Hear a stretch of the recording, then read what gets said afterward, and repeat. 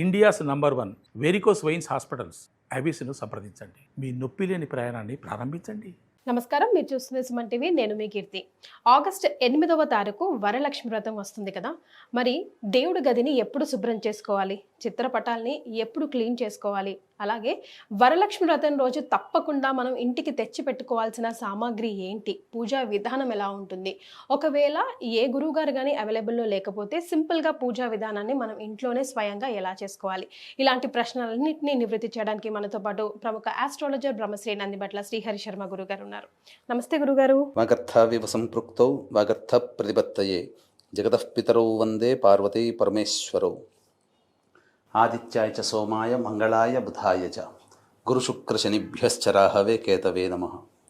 శృంగేరి జగద్గురు పీఠాధిపతులకి, కంచిపీఠాధిపతులకి నమస్కారములు తెలియజేసుకుంటూ కార్యక్రమాన్ని ప్రారంభిద్దాం.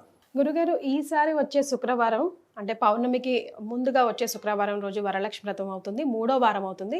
శ్రవణ నక్షత్రంతో కూడుకుంది అనేగా మనం చెప్తున్నాం కదా. మరి ఈ రోజు ముఖ్యంగా మనం పూజ చేసుకోవాలంటే ముందుగా ఎలాంటి ప్రిపరేషన్ చేసుకోవాలి? ముందుగా వీక్షించేటువంటి మహిళా మణుల ప్రేక్షకులందరికీ కూడా వరలక్ష్మి వ్రత శుభాకాంక్షలు. ఎందుకనంటే ప్రతి ఇంట్లో ప్రతి మహిళ, యువతి, పూర్వ సువాసినులు ఎంతో ప్రేమతో చేసుకునేటువంటి పూజ ఈ యొక్క వరలక్ష్మి వ్రతం. శ్రావణ మాసం అంటేనే వరలక్ష్మి వ్రతం అన్నట్టుగా చేసుకుంటుంటారు. ప్రతి ఇంట్లో లక్ష్మీ పూజ చేసుకుంటారు. కారణం ఏంటంటే వాళ్ళ ఇంట్లో సుఖభోగాలు అన్నీ ఉండాలి, లక్ష్మీ స్థిరంగా ఉండాలి అనే ఉద్దేశం. అయితే ప్రధానంగా ఈ యొక్క సంవత్సరం విశ్వావసనామ సంవత్సరంలో వచ్చినటువంటి వరలక్ష్మి వ్రతము చాలా ప్రత్యేకమైనటువంటిది. గురుగారు, అంటే చాలా సందర్భాలలో మనం చూస్తున్నట్లయితే పౌర్ణమి ముందు వచ్చే శుక్రవారం ఉన్నప్పుడు ఏ అష్టమికో ఏ దశమికో పడుతుంది, అంతే కదా. అవునండి. కానీ సాక్షాత్తు పరమేశ్వరుడు అనుగ్రహించినట్టుగా పౌర్ణమి అదే రోజు అయింది, శుక్రవారం కూడా అయింది. అదేవిధంగా మరి యొక్క విశేషం ఏమిటంటే అమ్మవారి జన్మ నక్షత్రం ఉత్తరాషాఢ నక్షత్రం అని అంటుంటారు. అమ్మవారి జన్మ నక్షత్రం చతుర్దశి కలిసినటువంటి రోజు. మధ్యాహ్నం 1 గంట తర్వాత 3 గంటల తర్వాత చతుర్దశి వెళ్ళిపోతుంది. శ్రవణ నక్షత్రం కూడా వచ్చేస్తుంది. అంటే నారాయణుడి యొక్క జన్మ నక్షత్రం పౌర్ణమి కలిసి వచ్చినటువంటి సమయం గురుగారు. కాబట్టి చేసుకోదలిస్తే ఉదయం పూట సంబంధించినటువంటి వాళ్ళు ఉదయం పూట చేసుకోవచ్చు. సాయంకాలం ఉపవాసం ఉండి సాయంకాలం చేసుకోవాలి అనుకునేవాళ్ళు సాయంకాలం చేసుకోవచ్చు. ఏ సమయం శ్రేష్టం గురుగారు అసలు? అయితే శుక్రవారం కాబట్టి 6:01 సూర్యోదయం అవుతుంది. కాబట్టి 6:27 మిథున లగ్నం వెళ్ళిపోయి కర్కాటక లగ్నం వస్తుంది. కాబట్టి పొద్దున్నే 4 గంటలకల్లా లేచి బ్రహ్మ ముహూర్తంలో 3 గంటలకైనా లేచి కాలకృత్యాదులన్నీ తీర్చుకొని ఇల్లంతా శుభ్రపరచుకొని, శుక్రవారం రోజే శుభ్రపరచుకోవాలంటారు. అది సూర్యోదయం అయిన తర్వాత శుక్రవారం కిందికి వస్తుంది. మనం పొద్దున్నే లేస్తాం కదా, శుక్రవారం కిందికి రాదు. కాబట్టి పొద్దున పూజ చేసుకోదలిచినటువంటి వాళ్ళు ఆ విధంగా చేసుకొని చక్కగా ఆ ఇల్లంతా కూడాను పవిత్రముగా చూసుకొని అప్పుడు 6 గంటలకి అంటే పూజా సామాన్లన్నీ కూడా దగ్గర పెట్టుకొని 6 గంటలకి దీపారాధన చేసి గణపతి పూజ చేసుకొని చక్కగా పూజ ప్రారంభించుకొని నైవేద్యం వరకు పూజ చేసుకోవచ్చు. నైవేద్యం అనేటువంటి, ఎందుకంటే చాలామంది వరలక్ష్మి వ్రత కథ పుస్తకాలు తెచ్చుకొని దాని ప్రకారం చేసుకుంటుంటారు.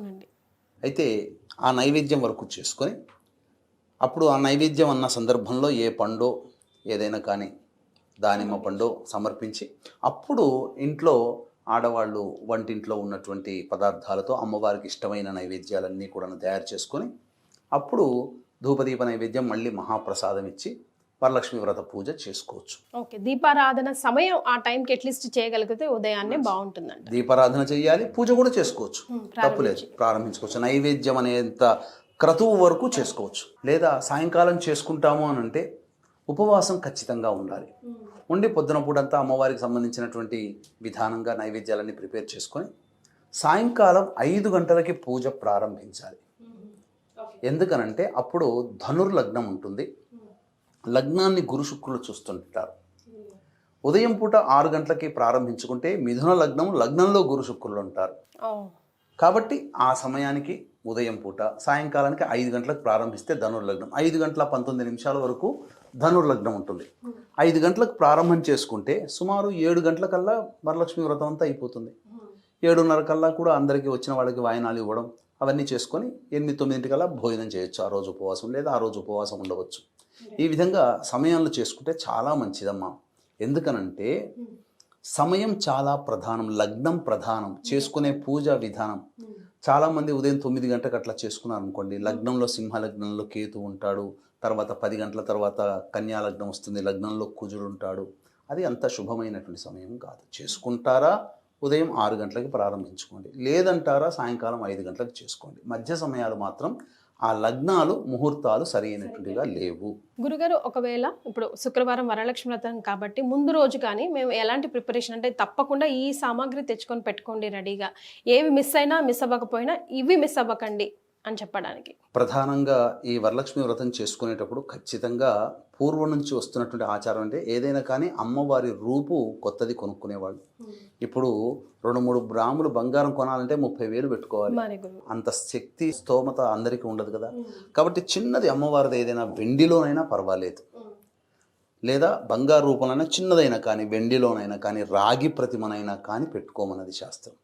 కాబట్టి కొత్తది కొనుక్కొచ్చుకొని అప్పుడు దాని తర్వాత ముఖ్యంగా కలశం పెట్టుకునే ఆచారం ఉంటే ఖచ్చితంగా కలశం పెట్టుకోవాలి. కానీ కలశం అనేటువంటిది పెట్టుకునే సందర్భంలో పూర్వం నుంచి వస్తున్నటువంటి ఆచారం ఏదైతే, ఇవన్నీ కూడా మనకు ఈ ఆచారాలు ఆ వస్తువులు చెప్పబడ్డవి ఎప్పుడు కృతయుగం కాలం నాటికి సంబంధించినటువంటివి. కృతయుగం అంతా బంగారం తప్ప వేరే ఇనుమే లేదు అసలు అక్కడ. కానీ రాను రాను బంగారం చాలా డిమాండ్ పెరిగిపోయింది కదమ్మా. కాబట్టి ఆ కాలంలో బంగారు కలశాలు పెట్టుకున్నారు. అప్పటి ఆచారం ప్రకారం కలశాలు పెట్టుకోమన్నారు.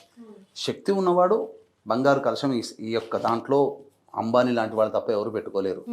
కాబట్టి వెండి కలశము మ్యాక్సిమం ధనవంతులు, లేదంటే ఇత్తడి కలశం, లేదంటే రాగి కలశం, లేకపోతే కనీసము మట్టితో చేసినటువంటి మృణ్మయ కలశమునైనా పెట్టుకోవాలి. ఎందుకంటున్నానంటే రాగి కలశం పెట్టుకుంటే చాలా బెటర్. ఎందుకంటే ఆ కలశ పూజ చేసిన తర్వాత కలశముతో సహా ఆ యొక్క బ్రాహ్మణుడికి, ఇంటి బ్రాహ్మణుడికి దానం ఇవ్వాలి.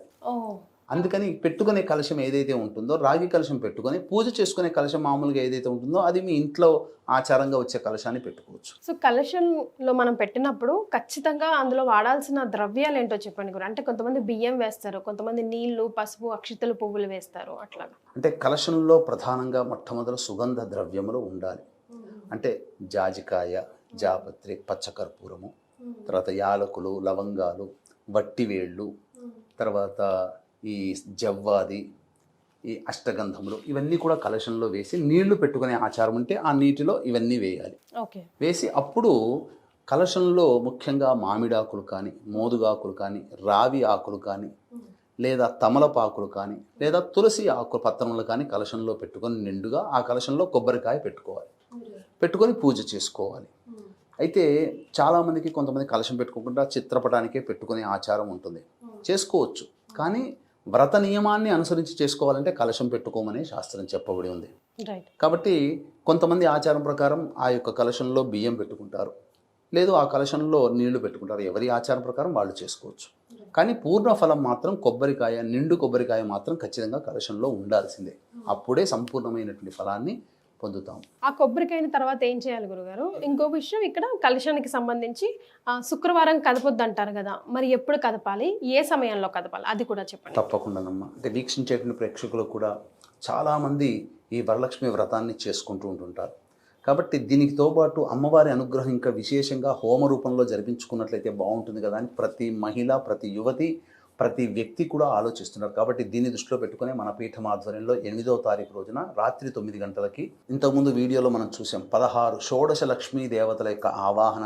కాబట్టి షోడశ లక్ష్మీ హవనము, లక్ష్మీ మూలమంత్ర సంపుటిత లక్ష్మీ సూక్త హవనము, అలాగే దశమహావిద్యల్లో లక్ష్మీ స్వరూపంగా భావించబడే కమలాత్మికా దేవి యొక్క హోమము, వీటితో పాటుగా మేష, మిథున, కర్కాటక, సింహ, కన్య, వృశ్చిక, ధనస్సు, కుంభ, మీన రాశుల్లో జన్మించినటువంటి వారికి సర్వదోష నివారణ పూజలు, హోమాలు అనేటువంటివి జరిపించడం జరుగుతుంది. ఈ కార్యక్రమంలో పాల్గొనడం ద్వారా పిల్లలకి విద్య, వివాహము, చక్కటి దాంపత్యము, అలాగే ఉద్యోగ సమస్యలు, రుణ బాధలు, ఆర్థిక బాధలు, అనారోగ్య సమస్యలు ఇవన్నీ తొలగి సుఖశాంతులతో ఉంటారు. ఈ యొక్క కార్యక్రమంలో నమోదు చేసుకున్నటువంటి వాళ్ళకి అమ్మవారికి ప్రీతికరమైనటువంటి పూజ చేసినటువంటి తామరమాల మీకు ఇవ్వడం జరుగుతుంది. కేవలం 41 మందికి మాత్రమే అవకాశం.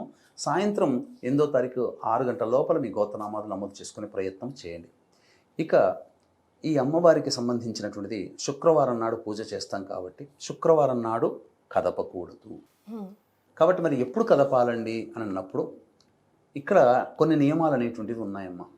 తెల్లవారి శనివారం నాడు పౌర్ణమి అవుతుంది, 7:52 వరకు దుర్ముహూర్తం ఉంటుంది శనివారం కాబట్టి కాలకృత్యాదులన్నీ తీర్చుకొని 8 గంటల తర్వాత మళ్ళీ ఆ కలశానికి ఏదైతే పూజ చేశామో ఆ కలశానికి సంబంధించినటువంటి పంచోపచార విధానంగా ఆవాహనము, స్నానము, తర్వాత వస్త్రము, నైవేద్యము, తాంబూలము, హారతి, ఇలా పంచోపచార విధానముగా పూజ చేసి అప్పుడు కలశాన్ని కదపవచ్చు. అయితే పూజ చేసేటువంటి రోజున తోర గ్రంథి పూజ చేసి తోరం కట్టుకుంటారు కదా. అయితే ఇక్కడ గమనించాల్సింది ఏంటంటే ఇంటికి ఎంతమంది ముత్తైదులు అని అనుకుంటారో అన్ని తోరములు ప్లస్ మీరు కట్టుకోదగే ఇంకొక తోరము ప్లస్ అమ్మవారి కలశానికి కట్టేటువంటిది తోరము.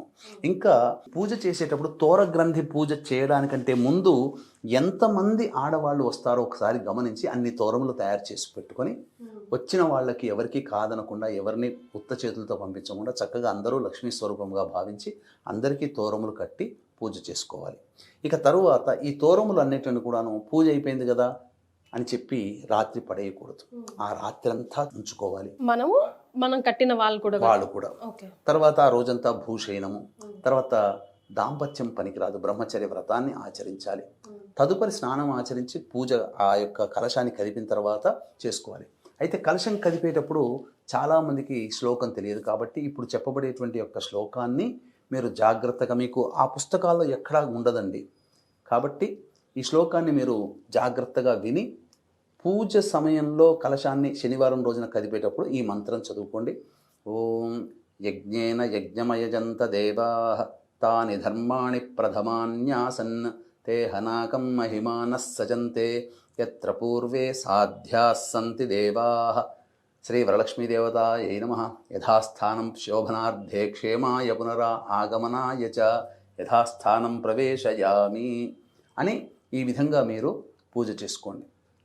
తరువాత చాలామంది ప్రధానంగా ఇంకొకటి చేసే తప్పేంటంటేనమ్మా, అమ్మవారికి సంబంధించి పూజ చేస్తారు కదా, ఏ పుస్తకంలో కూడా వాళ్ళకి ప్రాణప్రతిష్ఠ మంత్రం అనేటువంటిది ఉండదు.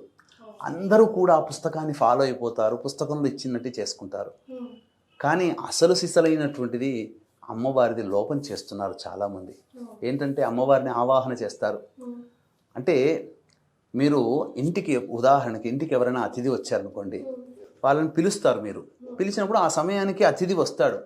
వచ్చిన తర్వాత సరైనటువంటి ఆసనం ఇక్కడ ఉండండి, మీరు రావడం చాలా మంచిది, మీరు ఉండాలి, మా కార్యక్రమం అంతా ఉండాలి అని అంటే ఆ వచ్చిన అతిథి చక్కగా కూర్చొని పూజ అయ్యేంత వరకు ఉంటాడు కదా.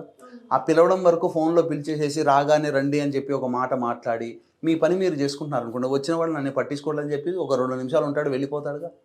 మనమే అట్లా ఉంటే ఆ దేవతని పిలిచిన తర్వాత ఆ కట్టిపడేసే విధంగా ఉండాలి. అమ్మవారు అలా స్థిరంగా ఉండిపోవాలంటే ప్రాణప్రతిష్ఠ చేయాలి. ప్రాణప్రతిష్ఠ మంత్రమే ఆ పుస్తకంలో ఉండదే. అది మనం ఎవరైనా చేసుకోవచ్చా గురుగారు? ఎవరైనా చేసుకోవచ్చు. అందుకనే చక్కగా అమ్మవారి పూజ చేసేటప్పుడు మనం వీడియోల్లో ప్రత్యేకంగా మనం చేశాం. అవునండి, జయ గారింట్లో చక్కగా 16 లక్ష్మీ దేవతల యొక్క ఆవాహన కార్యక్రమం జరిపించుకున్నాం. జరిపించిన తర్వాత ప్రాణప్రతిష్ఠ చేశాం. అది కూడా వీక్షించేటువంటి ప్రేక్షకులు అందరూ చేసుకోవాలి. కాబట్టి ప్రాణప్రతిష్ఠ మంత్రము కూడా మీరు జాగ్రత్తగా పెట్టుకోండి.